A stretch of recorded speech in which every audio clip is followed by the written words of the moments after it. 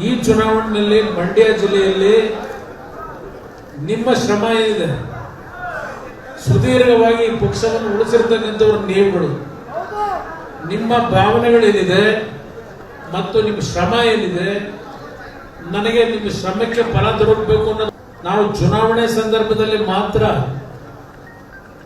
ಜನತೆಯನ್ನ ಇಲ್ಲ ಕಾರ್ಯಕರ್ತರನ್ನ ನೆನಪಿಸ್ಕೊಳ್ಳೋದಲ್ಲ. ಮಂಡ್ಯ ಜಿಲ್ಲೆಯ ಜನತೆ ಜನತಾದಳವನ್ನ ಎಂದೂ ಕೈ ಬಿಟ್ಟವರಲ್ಲ. ಕಳೆದ ಚುನಾವಣೆಯಲ್ಲೂ ಸಹ ಹಲವಾರು ಸಮಸ್ಯೆಗಳ ನಡುವೆ ನೀವು ಈ ಪಕ್ಷ ಉಳಿಸಿರ್ತಕ್ಕಂಥದ್ದನ್ನ ನೋಡಿದ್ದೇನೆ. ನಿಖಿಲ್ ಕುಮಾರಸ್ವಾಮಿ ಕಳೆದ ಚುನಾವಣೆಯಲ್ಲಿ ಎಂದೂ ಅವನ ಸೋಲನ್ನು ನಾನು ಒಪ್ಪಲಿಕ್ಕೆ ತಯಾರಾಗಿಲ್ಲ. ಜಿಲ್ಲೆಯ ಜನತೆ ನಿಖಿಲ್ ಕುಮಾರಸ್ವಾಮಿಯನ್ನ ಆಶೀರ್ವಾದ ಮಾಡಿದ್ರು. ಕೆಲವು ಕುತಂತ್ರದ ರಾಜಕಾರಣದಿಂದ ಅವತ್ತು ನಿಖಿಲ್ ಚುನಾವಣೆ ಸೋತಿದ್ದಾನೆ ಹೊರತು ಜಿಲ್ಲೆಯ ಜನತೆ ನಿಖಿಲ್ನ ಸೋಲಿಸಿಲ್ಲ ಅನ್ನೋದನ್ನ ಮೊನ್ನೆ ಹಾಸನದಲ್ಲೂ ಮಾತಾಡಿದ್ದೇನೆ ನಾನು.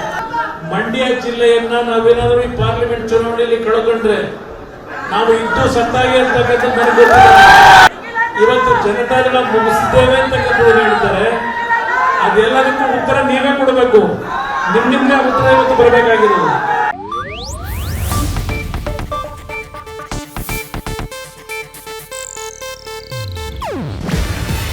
ಇದು ಏಷ್ಯಾನೆಟ್ ನ್ಯೂಸ್ ನೆಟ್ವರ್ಕ್ ಪ್ರಸ್ತುತಿ. ನೀವು ನೋಡ್ತಿದ್ದೀರಾ ಏಷ್ಯಾನೆಟ್ ಸುವರ್ಣ ನ್ಯೂಸ್.